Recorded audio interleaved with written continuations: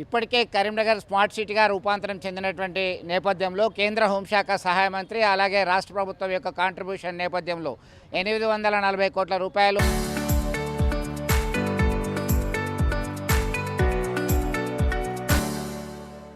Urban challenge fund కింద మంజూరయ్యాయి. దీనికి సంబంధించి ఇటు భారతీయ జనతా పార్టీకి సంబంధించినటువంటి నేతలు ప్రధానమంత్రి నరేంద్ర మోడీ చిత్రపటానికి క్షీరాభిషేకం చేసి సంబరాలు జరుపుకున్నారు. ఖచ్చితంగా అన్ని రకాల హంగులతో కరీంనగర్ సుందరమైనటువంటి నగరంగా తీర్చిదిద్దుతాం.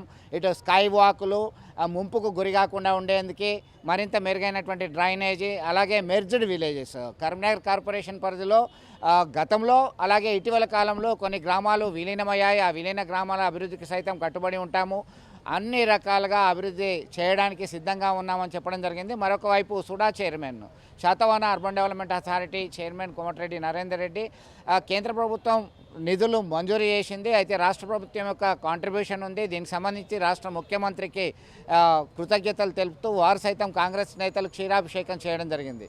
సరే, ఈ ఒకవైపు రాష్ట్ర ముఖ్యమంత్రికి ప్రధానమంత్రి నరేంద్ర మోడీ చిత్రపటాలకి క్షీరాభిషేకం పర్వాలేదు చేయడం, కానీ అయితే త్వరితగతిన పూర్తి చేయాలి. ఏదైతే ప్రతిపాదిత ప్లాన్స్ ఉన్నాయో సుందరీకరణ పనులు, స్కైవాకు, రోడ్ల వెడల్పు, డ్రైనేజీ వ్యవస్థ, మెర్జ్డ్ విలేజ్ అభివృద్ధికి ఖచ్చితంగా మీరు చొరవ చూపి త్వరితగతిన పూర్తి చేయాలి, నాణ్యమైన పనులు చేయాలి అని చెప్పి కోరుతున్నారు నగరవాసులు. విడుదల సుమన్తో కలిసి చంద్రశేఖర్, ఆర్టీవీ, కరీంనగర్.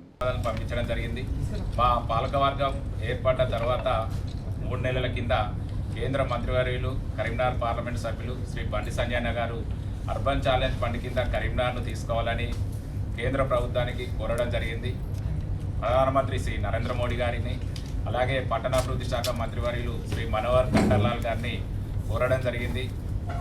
వారు అక్కడి నుంచి వెళ్ళి మనోహర్ లాల్ ఖట్టర్ గారితో మాట్లాడి కేంద్ర మంత్రివర్యులతో మాట్లాడి బండి సంజయ్ గారు అక్కడి నుంచి వెళ్ళి ప్రతిపాదనలను ఇక్కడికి రాష్ట్ర ప్రభుత్వానికి అర్బన్ ఛాలెంజ్ ఫండ్ కింద కరీంనగర్ను గుర్తించాలని అక్కడి నుంచి ప్రతిపాదనలు పంపడం జరిగింది. దానికి అనుకూలంగా ఇక్కడ రాష్ట్ర ప్రభుత్వం తిరిగి కరీంనగర్ చేర్చే విధంగా ప్రతిపాదనలు కేంద్రానికి పంపించడం జరిగింది.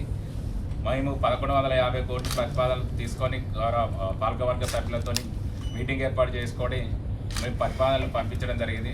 దానిలో కేంద్ర హోంశాఖ సహాయ మంత్రివర్యులు శ్రీ బండి సంజయ్ గారు తిరిగి అక్కడ కేంద్ర మంత్రిత్వ శాఖ మంత్రివర్యులు పట్టణాభివృద్ధి మంత్రివర్యులు మనోహర్ లాల్ ఖట్టర్ గారితో అలాగే కేంద్ర పట్టణాభివృద్ధి అధికారులతో దీని మీద చర్చించి కరీంనగర్ ఎట్టి పరిస్థితుల్లో అర్బన్ ఛాలెంజ్ ఫండ్ కింద అభివృద్ధికి నిధులు కేటాయించాలని అక్కడ ఒత్తిడి చేసి ఢిల్లీ స్థాయిలో ప్రధానమంత్రి నరేంద్ర మోడీ గారితో పట్టణాభివృద్ధి శాఖ మంత్రి మనోహర్ లాల్ ఖట్టర్ గారితో ఇది సాధించి ఈరోజు మనకు 840 కోట్లు అర్బన్ ఛాలెంజ్ ఫండ్ కింద కరీంనగర్ లేకుండా కానీ ప్రతిపాదించి పట్టుదలతోని కేంద్ర హోంశాఖ మంత్రివర్యులు శ్రీ బండి సంజయ్ గారు కరీంనగర్కు ఈ 840 కోట్లు తీసుకురావడంలో కృషిని మేము పాలకవర్గ సభ్యులము నగర ప్రజలకు తరపున ప్రత్యేక ధన్యవాదాలు తెలియజేస్తున్నాము.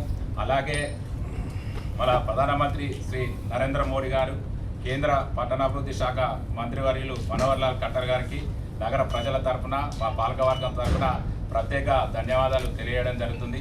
ఎందుకంటే గతంలోనే కరీంనగర్ స్మార్ట్ సిటీ కింద మనకు నిధులు రావడం జరిగింది. అప్పుడు బండి సంజయ్ గారి ఆధ్వర్యంలో నగరంలో అభివృద్ధి కార్యక్రమాలు అనేది దాదాపు 1000 కోట్లతోనే అభివృద్ధి చేయడం జరిగింది. ఇప్పుడు కొత్తగా నగరపాలక సంస్థలో మెర్జ్డ్ విలేజెస్ రావడం జరిగింది. ఇంకా శివారు ప్రాంతాలు ఉన్నాయి. అలాగే వరదలు వచ్చినప్పుడు ఇంకా రోడ్ల మీదకి డ్రైనేజీలు కొన్ని ప్లేసులలో లేక రావడం జరుగుతుంది, వరదలు రావడం జరుగుతుంది.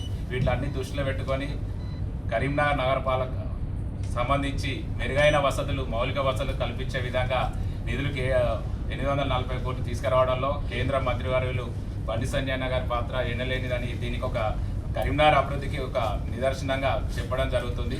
ఈ దాదాపు 840 కోట్లలో 630 కోట్లు మోడల్ రోడ్లు, స్కై వాక్లు, ఫుట్ ఓవర్ బ్రిడ్జ్లు, జంక్షన్ల అభివృద్ధికి సంబంధించి 630 కోట్లు మంజూరు చేయడం జరిగింది. ఇందులో దీనికి ఇంకా నగర ట్రాఫిక్ సంబంధించి సమస్యలకు శాశ్వత పరిష్కార దిశగా ఈ ప్రాజెక్టులు ఉపయోగపడతాయి.